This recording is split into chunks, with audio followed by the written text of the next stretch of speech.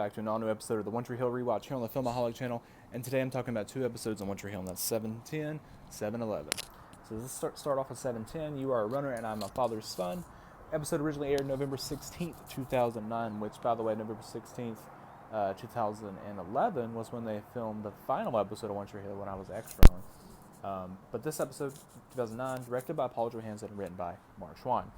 So when I think about 710, the main things I think about with this one is the fact that at the end of the last episode, Clay's kind of messed up, and now Nathan's not going to play in the NBA. So this episode, Clay finds out at the beginning. Nathan comes to the house, tells him what the situation is. Clay's like, doesn't believe it, and then Nathan fires him. Which, despite them being best friends, and I'm glad it gets resolved, obviously, in a future episode, it makes sense. I don't think Nathan's really overreacting here. I mean, Clay messed up and fires him, and you know, there's some scene. It causes a rift between Haley and Quinn in the episode, of Quinn thinking that, you know, because Nathan doesn't know what Clay's going through, and that's not really his fault. He just doesn't know. Clay hasn't told him. And it causes a rift between Haley and Quinn because Quinn knows what's going on, and she's like, you need to take it easy on him. Like, it's not fair, but it is fair. It's fair that he fired. What I think is more annoying in terms of this episode, but even the episodes before it, is how Nathan and Haley are trying to get in Quinn's business and Clay's business of trying to not have them be in a relationship because of David. That stuff annoys me, and that's not right. But, you know, so he fires Clay. Clay, throughout the episode, is still trying, or at least the first part, of trying to get somewhere for Nathan to be.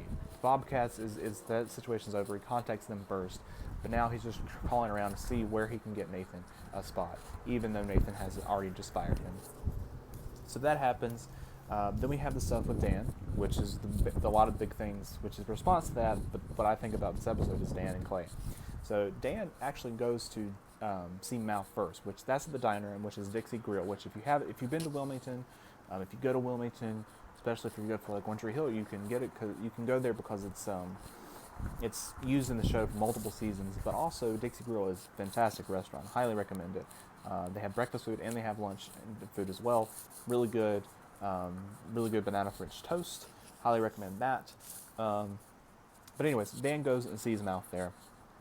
And it's actually, I like the scene because they haven't really had, based on my memory, any scenes together. And you obviously know Mouth has really harsh feelings for Dan, rightfully so, because Dan, and this is touched on in the next episode, which is something that hasn't been touched on much, and it's, even though Dan's my favorite character, and obviously I recognize that the stuff he has done in the past is bad. Most importantly, killing Keith. Even though you could argue the stuff that led up to that and whatnot, the motivations. But one of the worst things is that he killed Keith and left the blame on Jimmy. You know, this troubled boy got the blame for killing this man, which it was only for, however many months. I mean, I'm not trying to rationalize it, but I'm just saying it was only for this many months, and then the world did know the people did know the truth afterwards, that the mayor of Tree Hill actually killed his brother, and it wasn't Jimmy, and Jimmy actually only took his own life. Which I still don't think Jimmy was ever going to be looked at clearly, I mean, as an audience, we can look at it like that. The characters, Lucas, Mouth, can all look at Jimmy as, he had these issues. But in general, I feel like most people at Tree Hill that were there that day, for Principal Turner, that's something he touches on in season 4, which Mouth ends up getting him to, or making that one yearbook for Jimmy's mom, which we see in the next episode. Her, not the yearbook, but what Principal Turner says is, no one will forget Jimmy Edwards, even though that he didn't end up killing anybody. He still shot up a school, and that's a pretty big thing, and it's pretty terrifying. I can imagine being in that school, that situation, even though they were lucky enough not to have a worse situation there. anyways, his memory was still not going to be the best, which is something that I'll talk about in a minute when I get to 7-Eleven. But you know, that situation happens, so you realize that Mouth wouldn't have the best feelings towards Dan. But that's really not touched on too much in that scene. But Dan comes in and thanks Mouth for standing up for Nathan, and the situation of Mouth losing his job because of not reporting on the rumor and everything. And then Mouth's like, you know, no matter what we did to help Nathan meet him and Dan, he's still not going to play for the Bobcats. And Dan doesn't know that yet. He hadn't seen the news or anything, so he gets that news from Mouth, which then takes us into the next little thing I'm going to talk about with Clay. But this scene with him and Mouth is important because he tells Mouth, you know, what you do matters. Don't ever not believe that. You know, when we get to season 9, that comes back around, and I'm glad that it does. That scene comes back around. I'm trying to remember because it's been a while. If it's the series finale or if it's the episode after that, or before that, sorry. That Mouth gets that check. But we'll talk about that more when we get there. But I do like this scene with Dan and Mouth. You know, two characters I don't think we've ever had a scene together before, but there's like a story there to tell. But then it takes us to the next scene, which is the one I think of most about when I think about the episode, and that's Dan and Clay on the beach. You know, this was filmed at Wrightsville Beach, which, you know, I was really surprised when I was doing these videos and doing my research and stuff that Paul actually directed this episode. For some reason, I was thinking it was Greg Prane because I remember looking at photos of them filming the scene, and Greg's there. But I mean, Greg's a producer too, so I guess he came in and maybe probably helped out film the scenes, probably with Paul in them, especially this one.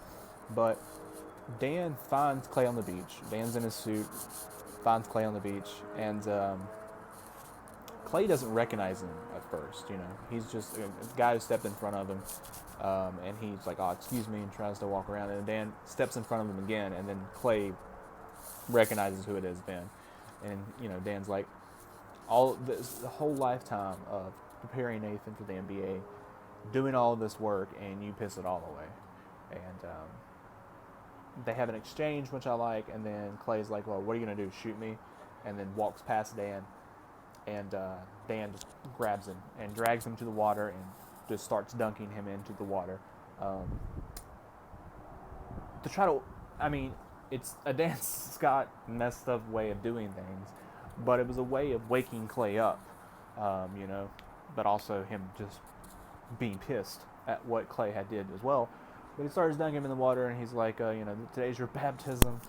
And then he lets him go in the water, and Dan walks out of the water. And it was all that was filmed fantastic too. I like it, and I love the scene. But then he starts walking down the water, and he's like, you know, today's pretty much like the first day of the rest of your life. What are you gonna do? You want to be an agent? Go be an agent. But get a suit, which is another thing that, yes, Clay, you should be wearing a suit as an agent. What are we doing here? So then he walks away. And then we have the scene after that with Clay and Quinn when they're talking about what happened. And it's funny. He was like, you know, you get fashion advice from a murderer, but I liked it. And then, you know, Quinn's like, yeah, you should get a suit too. But that happens. And then also with Dan, Rachel, he has a scene with Rachel in this episode where Rachel pitches him the idea of doing the show in the hallway about Keith, and Dan's like, that's a little insensitive, don't you think? I mean, the hallway where I murdered my brother. And Rachel goes, well, it's not as sensitive as murdering your brother, which, once again, is just so annoying. Like, she's such a terrible character, awful character. Not really written wise, but she's just, you know, an awful person. Brooke tells Julian in this episode, you know, they're obviously fighting a lot in this season around this point and stuff, starting because of the Brooke and Alex stuff, or no, the Julian and Alex stuff, but then, you know, she found out in the last episode she can't have kids, and she tells Julian that in this episode, which, you know, hits him hard. He doesn't know how to feel about that. They really hadn't had that conversation of kids, and, you know, then he knows, too, that she knew that the night before, and that he wasn't there for her, and that affects him as well. Millicent, she gets worse in this episode. and there's a pretty good scene too of how they filmed it, of her and this other model, McKenna, doing coke in the bathroom, and Mouth walks in, and there's a fight. There's a fight between him and Millicent, of like, I come home. First of all the stuff that she's done this season, calling him different names, not telling him where she's at. She's just gone all night, like just doing these stunts that are very, very un-Millicent. Which I like I said, I'm not a huge fan of that stuff that they did with her character in the season. The model aspect, I think, was smart. I liked that, but I just don't think they handled it in the correct way. But anyways, there's this big fight between them. He's like, come home. You're with a stranger in the bathroom. Then he shows her the money. He's like, he knows that she's been doing coke, and she starts trying to deny it, and then her nose starts bleeding during the scene. And I thought that was a great little scene, and then that carries over into the next episode too.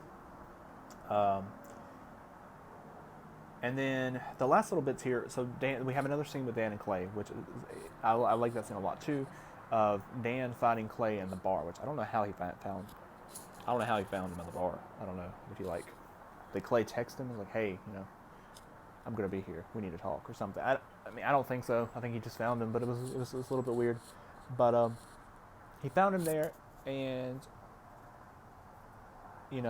Clay breaks the news to Dan, where he's like, Dan's talking about how this is the worst day of your life or whatever, and Clay's like, he tells him the situation with Sarah. My wife died, and I had to go bury her, and pick out a gravestone, and then whatever, and this is far from the worst day of my life. And obviously Dan, who didn't know this situation at all, he hits him, and he's like, how about a drink? And then Clay gets up and leaves, and tells Dan a little stab when he leaves that there may be hope for him and Nathan. There's no hope for Dan and Nathan. But in that scene too, which is another thing that's important, Dan says to Clay, some people just don't have the fortitude, which is the name of the company that Clay and Nathan start in season 8. So that's important, like little things like this that Dan is responsible for. Like, he's responsible for the name of that company.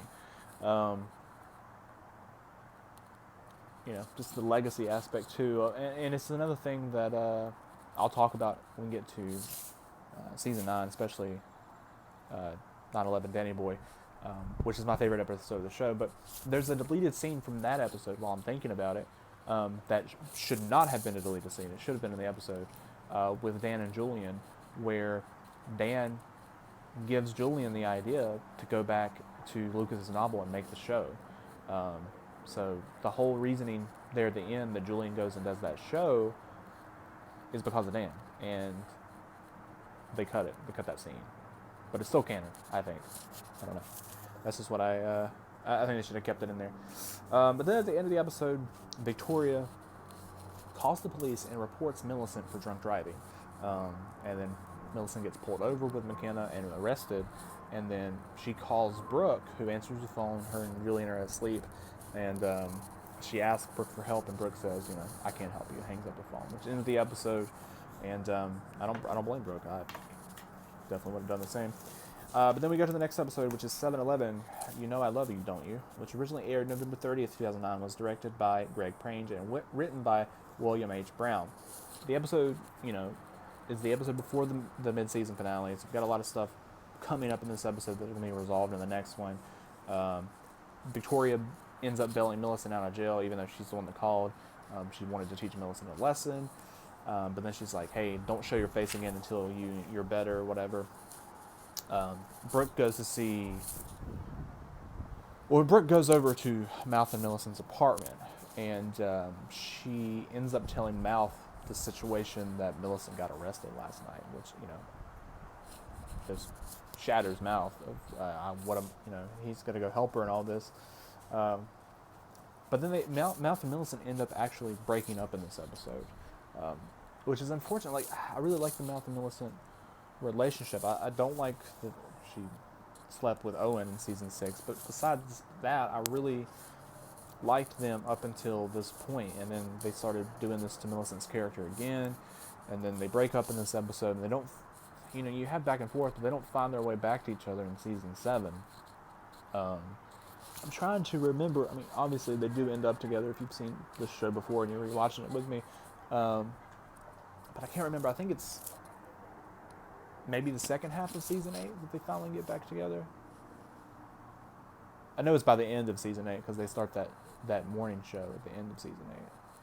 But and I'm glad they do. But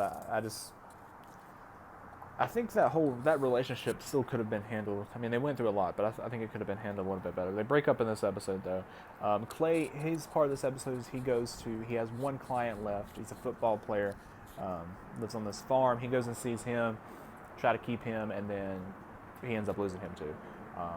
Which the player, pretty much asked him, like, what would you do, because, like, his whole career is like right on the line. Should I stay with you, I'm your only client, or should I go with this agency? And Clay ends up telling him, hey, go with the agency, but then he's like, don't go who they pick for you. He suggests a different person. This is going to be a better fit. So that ends up happening, which is really sad for Clay, but we know that he ends up getting the guy back. But after this is a failure, he doesn't work out with that football player. He ends up going to see Sarah's grave and talks to her, which was a good scene. Which brings me to the question, we never really find out where Clay and Quinn are from, which is interesting. And I'm trying to think about season 9. Like I said, it's been a while since I've seen season 9, of what, like, the place where Clay goes in season 9, where he ends up meeting Logan. Where is that supposed to be? If that's supposed to be in Tree Hill, or if that's, like, outside of Tree Hill. And also, has Logan been in that place the whole time, or is he living with the grandparents and just staying there for briefly? I can't remember, and I'm interested in getting into that, because Logan should definitely not be in Tree Hill, because Clay's not from Tree Hill. That's a fact. Like, they've already established that.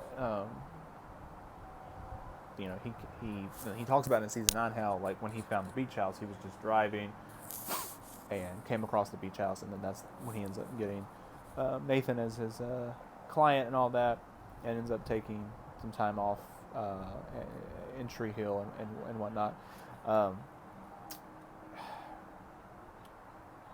The scene with him and Sarah jumping into the water. Now, that was, filmed in, all of it's filmed in Wilmington, but, that was when they were in college, so potentially, they could have went to college around Tree Hill, but I don't know. And I don't know if they were supposed to actually live where they went to college. We know it wasn't Texas. They mentioned Austin in season 7, that they went on a road trip to Austin, Texas. The scene where he pulls off to go to Sarah's grave, I think it says on one thing, maybe Tree Hill / Raleigh, and Atlanta / Nashville or something on the other one.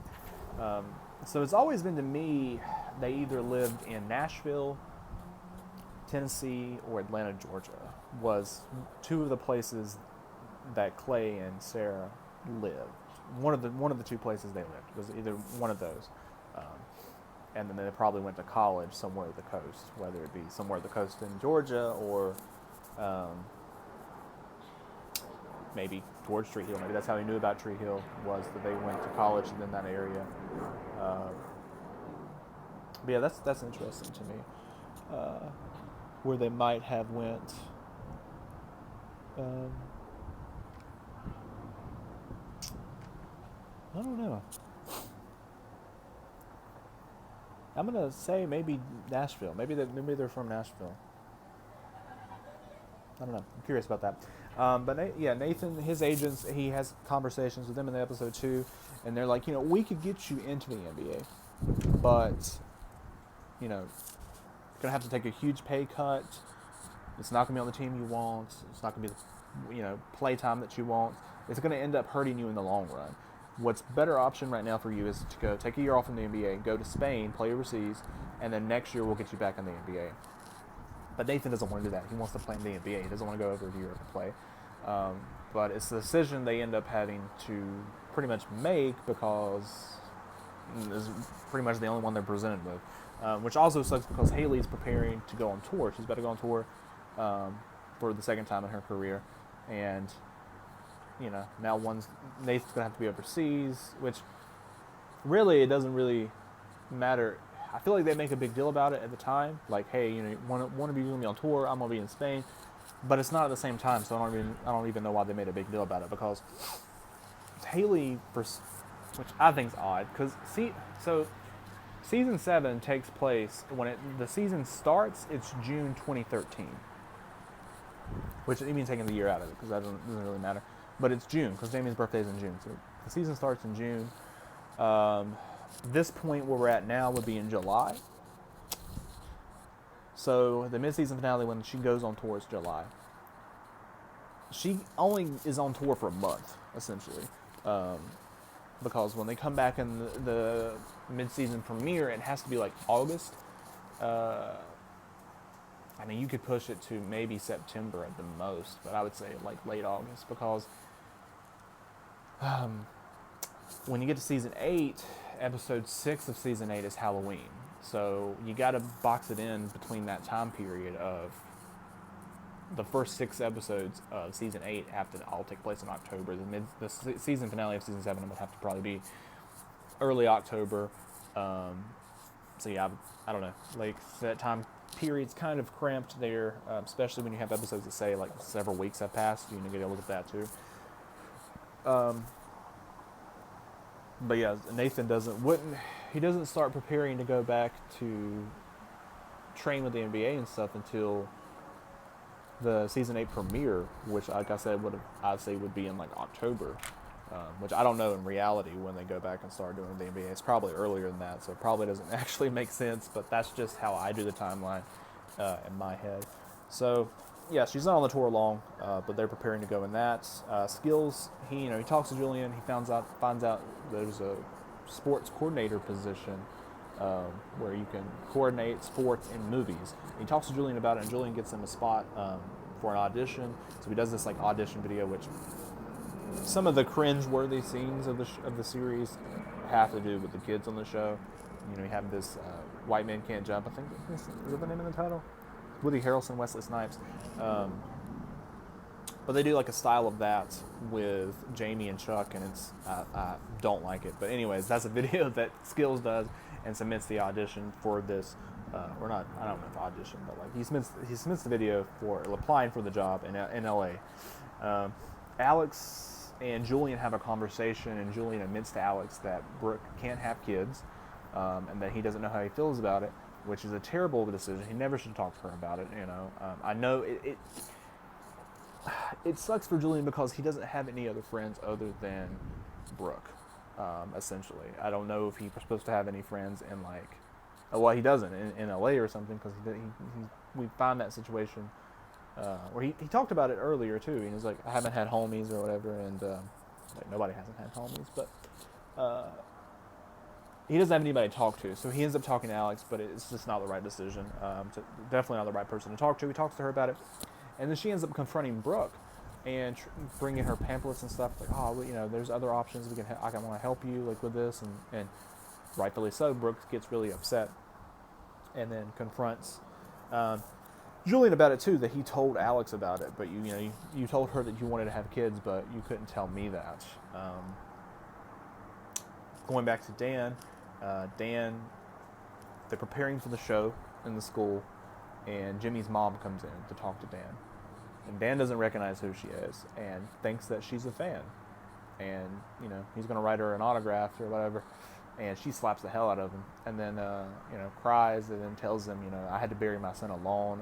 And the scene is really good for both of their acting, but also, just both of the characters. Because, yes, like I said, with the situation with Mouth, this is another one where they haven't touched on that as much, the fact that he let Jimmy take the blame, and now you're bringing the mom back and you're letting that story set in, and that was really important, because also not just for bringing that character back, the mom, and touching on her, but also Dan's reaction to it, and the guilt that you see in his face automatically when that scene when he finds out who she is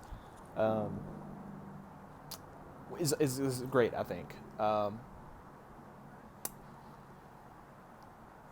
She said she buried her son alone, which she didn't really. She did bury her son with Lucas and Skills and Mouth and Junk and Fergie. And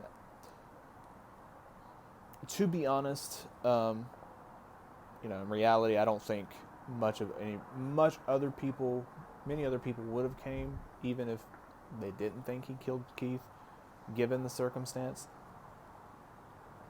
Maybe. I mean, I guess you would have Nathan and Haley probably would have came. Maybe a couple others, but it still wouldn't have been that much. But I'm not defending that in any way. I'm just saying, like, if you really look at it, that would probably be the circumstance. But that is one of the worst things I think about what Dan did too, and I think it was a really smart decision to touch on it this season. But he feels the guilt from that, and then we have the last scene with Dan and Rachel too, in the episode where they're in the limo. She picks him up in the limo, and he pretty much tells her he doesn't want to do the show, and that he wants to end it. And he writes her a check.